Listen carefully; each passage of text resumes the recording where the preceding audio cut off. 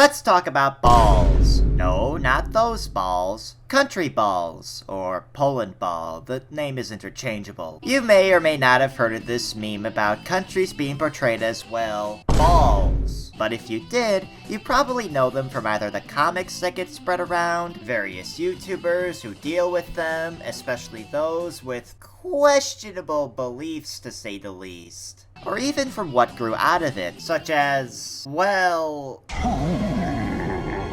that. But back to the balls. The comics came first. Originated around 2009, it gained somewhat of a cult following. Naturally, with this popularity, many people would resort to making their own animated adaptations of the meme. Back in the mid to late 2010s, I would watch several of these. But none of them were as great, in my opinion, as Art's animations, formerly known as Belarusian. Starting in 2015, this Belarus-based YouTuber would create what I consider to be the best adaptation of the comics. In this video, I will go over the history of Art's animations from its humble beginnings to the present, and after that, I will explain why I consider his adaptation to be the best in my opinion. However, I will also talk about my own history with this series. What do I mean exactly? Well, I'd explain it here, but I'll just have to put it in my save it for the end of the video box. A different box, not the one in my head. Before we get on to Art himself, I think it's important to talk about the history of Countryball animations beforehand. Due to the flexibility of the original comics, many people from across the world would adapt it in different ways. On the English side of the internet, for example, many names will pop up in the early years, such as Hunter's Productions and LL. However, they stand in stark contrast to the animators on the Russian side, such as Devil's Bones, Meat Dan, and whatever this is supposed to be. What is that? What the fuck is that? Of course, these weren't the only people making Countryball animations, these were just some of the more notable ones. While the early English adaptations were relatively mellow, the Russian adaptations were much cruder, to a point where they were outright bizarre at some times. It's kind of an interesting dynamic, as you can tell which adaptations come from either language sphere. But by 2015, a new face had entered the Thunderdome. A Belarusian team named Artem Sayevitz nailed it. He originally started posting his own comics on his VK. However, he then started making Countryball animations, also posting them to his VK group Belarusball. Eventually, he would make the transition to YouTube using the same name as his VK group, and posted some of his animations here. Art's earliest uploads to the site were quite interesting, to say the least. It's like watching a very old Newgrounds animation from the 2000s, in that the art style is comparable to something like Eddsworld, for instance. They both have that same flash aesthetic, if you know what I mean.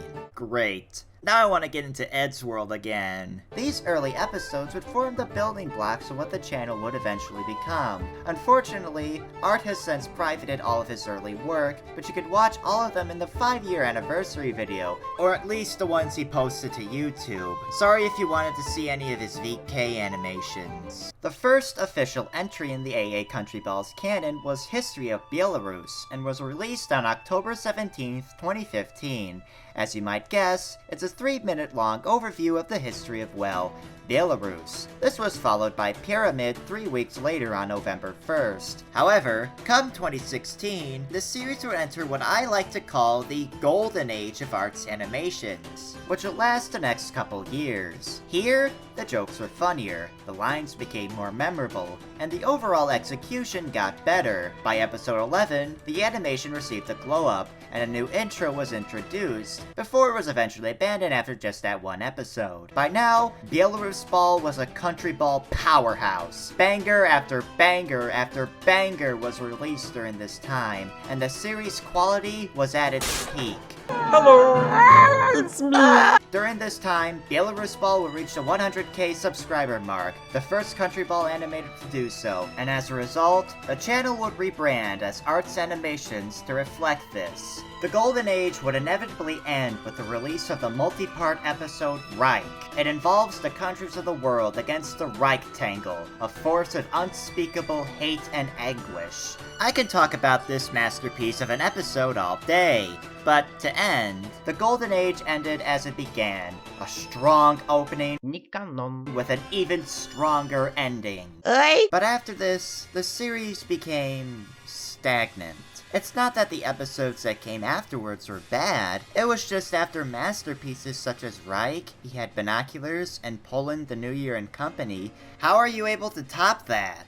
We'll get back to that later, but for now, 2018 was a relatively weak year for the series. Again, there were some good skits thrown in the episodes, but it was clear that the magic the early episodes had was running out. It didn't help that newer episodes contained less skits than previous episodes. This can be excused not only as Art being busy, but also because during this time he made non-Countryball animations as well, which I only wanted to mention because, well, they exist. This was also the time that other Countryball channels began to overshadow Art's animations, most notably the Lithuanian No Idea Animation, whose fast upload schedule completely rivaled that of Art's animations, and the fact that No Idea was in the English sphere, the Russian-speaking AA series couldn't compete, and No Idea would soon overtake Art's as the largest Countryball channel on the site. Sure, Art's animations was doing alright, but the formula was becoming stale. Worn out. It needed something new, exciting, something fresh that will bring new life into the series. It needed a brotherhood.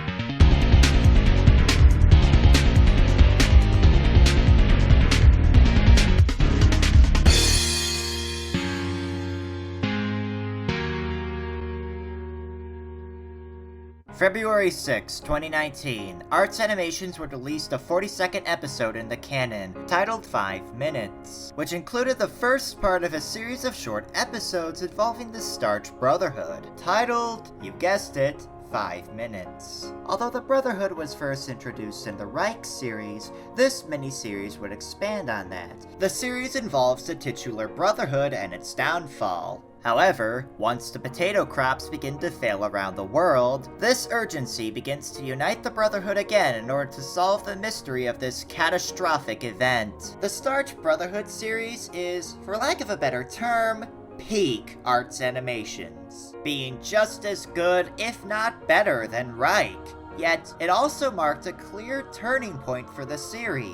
Because like during the Golden Age, the episodes became memorable again, the jokes became funny again. And during this time, there were also 2 music videos which I only wanted to mention because they go hard. Барановичи, Белорусский городок. Needless to say, the Art's Animations magic was back and better than ever. However, all good things come to an end, as episode 60 marked the end of the Starch Brotherhood series after 11 parts. Знаю, что с вами вовек не расстанусь, родные Барановичи. It's kind of hard to describe this series after Starch Brotherhood, because the series was still very strong, but soon, history began to repeat itself. Art, and even previous rival No Idea, became overshadowed by new Countryball Youtubers, mainly people like Mr. Spherical and Pixel Wolf Animations. I'd mention the other guy that's associated with them, but I won't, because he's a clown.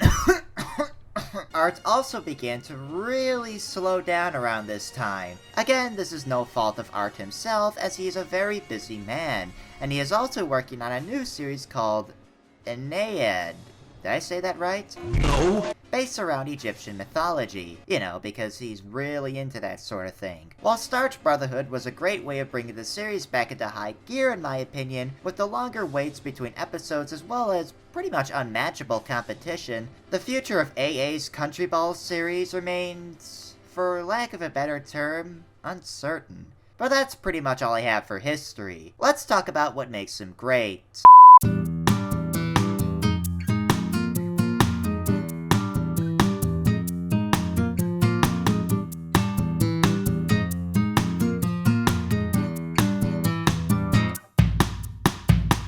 While there are several things that make this series great, such as being a faithful adaptation of the comics with quality voice acting, the real reasons are the more unique aspects of this series. First, if you haven't guessed by now, art is Belarusian, which means that the show is not in English, but Russian. This has allowed the show to have a unique Belarusian feel to it, and I find it to be very charming. It's kinda like watching an anime, except they speak Russian instead of Japanese. Even when a joke might be lost in translation to some due to the language barrier, one could still laugh, because Russia and Belarus chasing down a fictional country with AKs is funny. And speaking of humor, it's great! It's surreal and chaotic enough to get your attention, but grounded enough so the balls are not off the wall. At least for most of the time.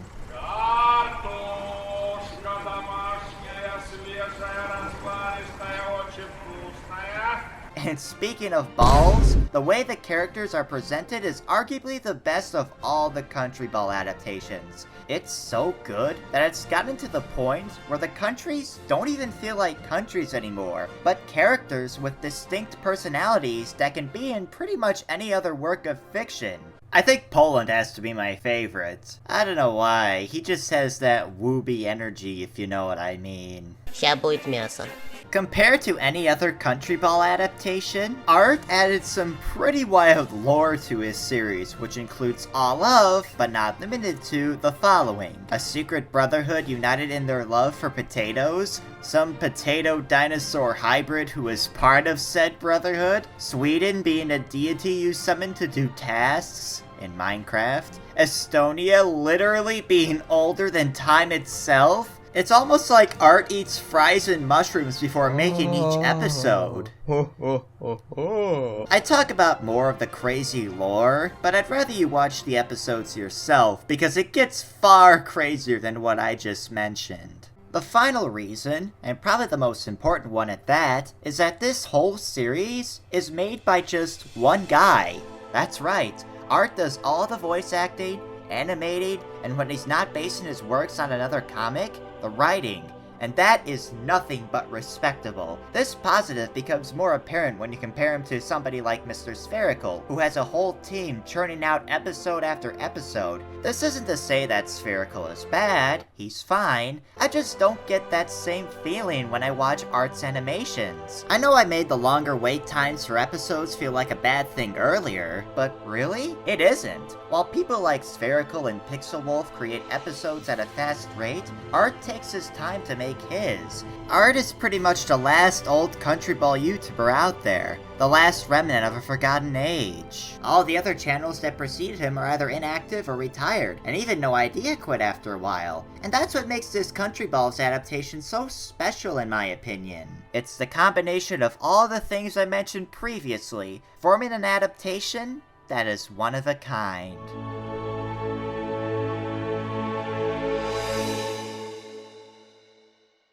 Well, that's all I have for this video. But wait, you say, didn't you say you have history with this series? Right, on to it.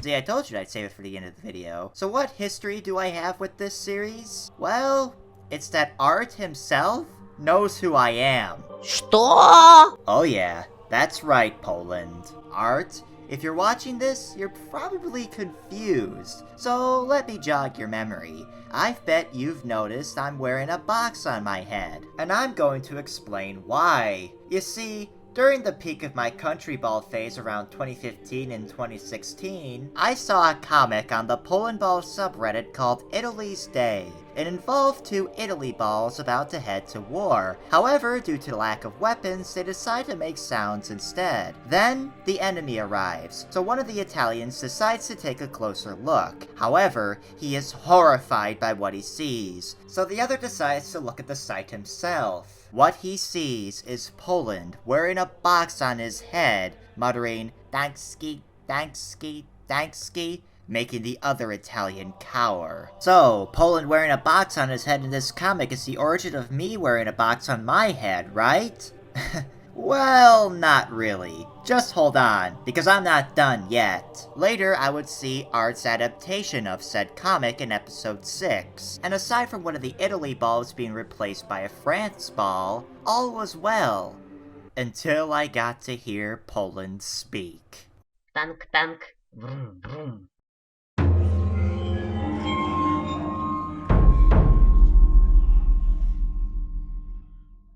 When I first heard the tank, tank, vroom, vroom, it changed my life forever. Because that's not what he said in the original comic. To me, it was just bizarre. Later in life, I would conclude that in the Russian version of the comic, Poland must have said that, which is why he said it here. But back then, it didn't matter. I suddenly became obsessed with the line to the point of madness. This was also in 2016, during a time when many a meme began coming out. And as a result, I realized what I wanted next. I wanted Tank Tank Vroom Vroom to be big. Just as big as Dat Boy and We Are Number 1 were. So, I got to work, making memes about this one scene and pairing them with contemporary memes of the time. Oh yeah, art?